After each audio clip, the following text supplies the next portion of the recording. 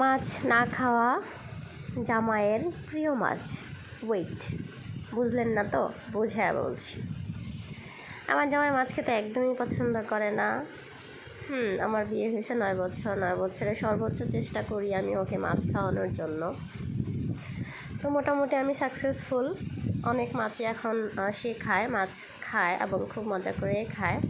আলহামদুলিল্লাহ আমি পেরেছি, অবশেষে আমি সাকসেস। তো আমি রান্না করেছিলাম পাবদা মাছ রান্না কি দিয়ে করছি সেটা বলি। আমার ঘরে শসা ছিল আর ছিল হলো পটল।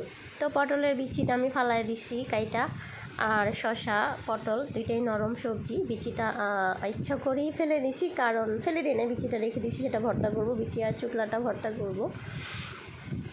তো পটলের বিচিটা দিই নাই। বিচিটা দেওয়ার আমার জামাইয়ের দাঁতের নিচে পড়লে তার খুব বিরক্ত লাগে, যেহেতু তার প্রিয় মাছ দিয়ে রান্না করলাম, তো এই জন্য বিচিটাও ফেলে দিছি। দারুণ একটা কালার, গরমে এই সবজিটা খেতে কিন্তু দারুণ লাগে। তো মাঝে মধ্যে আমার যা মন চায় আমি তাই রান্না করে ফেলি, কিন্তু মজা হয়, ঠিক আছে। পাগল ছাগলের মতো যা থাকে ঘরে, সবজি তো সবসময় ঘরে থাকে না, যা মাঝে মধ্যে যাই থাকে তা দিয়েই যা তা করে রান্না করে ফেলি, কিন্তু মজা হয়। খুবই হালকা মশলা দিয়ে, যেহেতু অনেক গরম, এভাবে রান্না করেছিলাম। খেতে কিন্তু খুবই মজা হয়েছিল।